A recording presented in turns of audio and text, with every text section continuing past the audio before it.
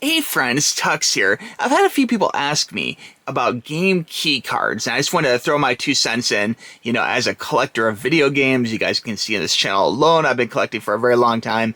Many classic systems. In fact, I have a lot of things I've never reviewed here, but eventually I probably will go back and do classic game system reviews too, because I pretty much have all of them in this household. It's filled with video games, systems, and games, and there's a lot to be said about classic collecting. It's a lot of fun, and the whole Switch game key card kind of puts that into question about, will we be able to have that hobby in the future, and will games just disappear? I've talked before on this channel about how sometimes digital downloads, though they're very convenient, can be bad. Like in the case of the original Mario Brothers movie, that came out in the 90s, Bob Hoskins, the actors in the movie, didn't like the movie. It didn't do very well. The studio wanted to bury it, and now it's almost impossible to find the Super Mario Brothers movie, the 90s one, the live action one, and because Nintendo would prefer to put out new ones like the anime one that came out more recently. And I kind of worry that, same thing could happen to video games. So anyway, guys, I just wanted to go ahead and tell you that as far as game key cards go, there is some positives. Basically Nintendo is trying to find a way that they can have a physical thing you can buy. So you can go to the store, you can get your physical thing, you can take it home, you can look at it, you can put it on a shelf, it looks like a cartridge, but of course this thing is empty. In fact, let's open this up right now and take a look here. I'm going to go ahead and open this. And I guess the question would be, like, what is the sense? Like, if there's nothing really included in the box, like, is it really buying a cartridge, or, does it still feel that need, that desire to have something like a collection that is physical that you can look at and have on a shelf and that kind of thing, And that is still a little bit up in the air about here. I'm just going to throw the plastic over here. That's still up in the air if this really solves that problem or not. And I guess this is something where Nintendo is like, okay, we'll make something we can sell to them, and then maybe they'll be happy being able to, have a physical something. But in here, you can see there's game key card, and it looks like a normal Switch game. It looks like there should be a game in the box. Now, the problem here is when we open this, although it looks totally normal, when we open this here, there's a code. I don't want to show you the code because I'm going to go ahead and install this. But basically, there's a piece of paper here. And inside this paper, you can see there's really nothing else. Oh, there is actually... Wow, I didn't expect this. There is actually a red thing. But this is a game key card one, right? Yeah, game key card. Very interesting. I did not expect a little physical cartridge. Let's go ahead and install this. Now, in this piece of paper, I'm not going to show this because there is a code, okay, on the front side of this. And basically, it gives you the access to the game. But, there's artwork in here, and, it's just a single little piece of paper with a code on it, But, I didn't really expect this. This surprises me a little. Let's go ahead and pop this in. We'll go ahead and our Switch 2, open up the little thing. And this is actually the first game I've installed. I had Pokemon Violet here. Great game, great upgrade, too. I love it. And I've really been enjoying my Switch 2 a lot. And I've been wanting this Super Street Fighter, so really cool. Now, when we put in the game key card thing, basically says to use this game key card, you need to download data. So let's go ahead and we'll download it. Looks like it's checking software version, and we'll kind of see how long this takes even. In fact, maybe we'll go ahead and it looks like it's trying to download. You guys can see. Let's do a little stopwatch action here. So we reset this. I got like my phone here doing a little stopwatch. And we'll see like what it needs. Looks like we have the Street Fighter emblem right there. Looks like it is downloading. And I'll just talk a little while it's doing this. But I guess the problem is that, people, they worry about, will they be able to, like, trade games, buy used games, that kind of thing. We'll just put used game stores out of business, etc., etc. And, of course, the idea Nintendo has here is that, yes, you'll be able to take this and trade this in, and someone else can play it down the road. It'll be physical, but yet it'll be digital, which is interesting. I guess they're trying to meet everyone halfway. Now, the question is, will that, in fact, be what happens, or will it be a case where, a few years down the road, you just won't be able to actually play this game, But the idea of providing a tangible item for collectors is a really good one, you know. Another idea I had, actually, Doug Bowser, if you're watching this video, and I have talked to you personally before a number of times, I would love to see Amiibo prices keep coming up, okay? And my big question for Doug or for Nintendo would be, like, why is an Amiibo now like $30? You go back on my TUXX Toys channel, you'll see I have, like, I guess hundreds of Amiibos, a lot. I was collecting them for a very long time, and I still love them, but I did kind of fall off collecting them a little bit, and the price isn't really the issue, but it does surprise me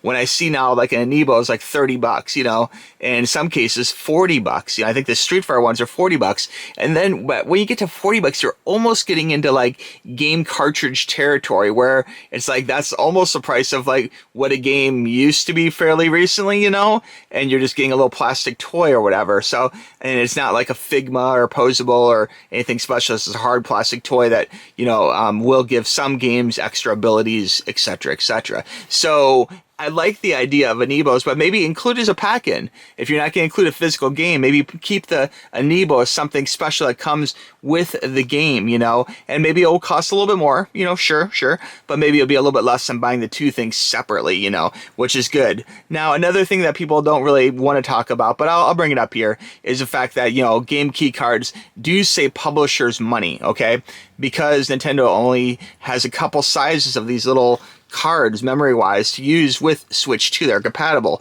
at least for right now, and a lot of games might be smaller, so they don't want to go to the expense of buying the, you know, bulk, you know, blanks to include actual physical cartridges in here, except for the game key card element of it, you know. So saving publishers money, you know, can actually in some ways reduce the price of games, maybe, you know, but there's just all the downsides that are kind of worrisome to the end user, you know, after the publisher does save that money, you know.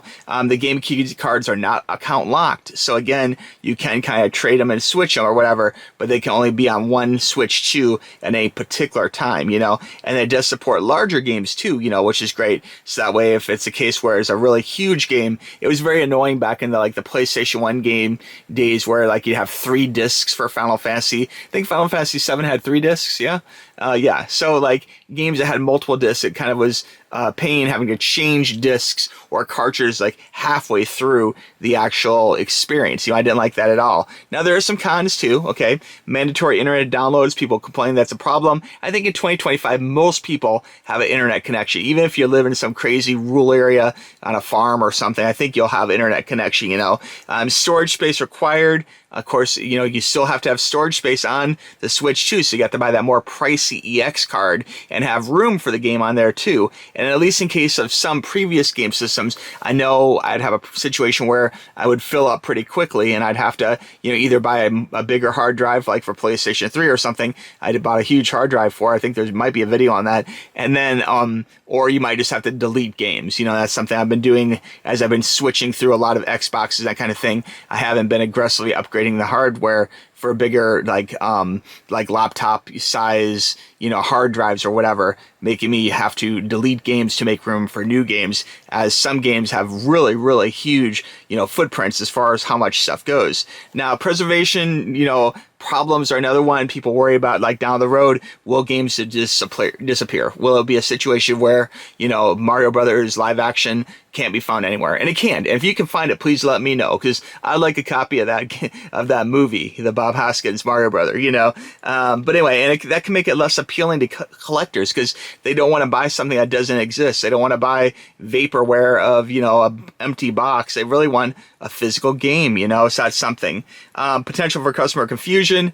Definitely can confuse the hell out of customers, you know, like, is it a real one? Is it not a real one? What do I do with it? How do I sell it? You know, there's a lot of questions that come up with that. I do want to note that we're still sitting here loading this thing, so this is actually taking a good little bit of time, okay? Continuing on, and then there's no real true offline offering, so if there is a situation where, like, in Florida here, we have hurricanes and such, and what if during a hurricane where internet truly is down, like, will I be able to play games? You know, that's always a fun thing to do to pass time during a hurricane, but will my games collection be obsolete during a hurricane because I can't get online? And that's kind of a problem, you know. But I do want to stress, for resell and lending, the pro is nice that you can actually resell game key cards compared to, full on digital downloads, and you can lend them to people too, which is really pretty cool. Internet is required though. Is the only thing bad. Only for the initial interaction of setting it up. But there might be some other check-ins that have to happen too. I have to look a little further into that one. I know in Xbox there's definitely some check-ins that happen. As far as game on physical media, they don't necessarily need a game key card, but it's been a kind of a staple in PC gaming for a long time that you'd have to have a code you'd enter one time or every time you install it. As far as collector value, it does change. It makes it just moderately kind of good for collecting. It still is kind of good, but not as good as a real physical actual copy of the game. So that's something to think about. And storage space, of course, still you need storage space. And on traditional games, it might just be completely on the cartridge, which is great, or the disc, so that's something. And then preservation risk, again, very high, because a lot of games which are like online games, that kind of thing, just disappear. The publisher decides not to support them, and the game just goes poof and just disappears, and you never can play it again. Even if you just bought it, you bought it used or something, or down the road you bought it, after it's been out for a while, and the publisher pulls the cord on it, and it's like, okay, this game is like no longer available. It just disappears, which is really a shame. Okay, so you can see we're at 7:27 right now, and this thing's still clicking. It's still taking time. It's coming along little by little, but it really is taking a good amount of time to install this game, and I don't know why. I'm going to let this thing continue. I'll keep the clock going, and I'll show you once it's fully installed and playable. I wonder how long it will take.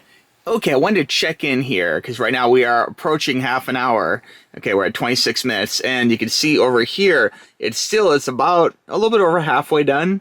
So this really is a involved process installing. And I wouldn't say my Wi-Fi is particularly slow or anything. It's business class Wi-Fi.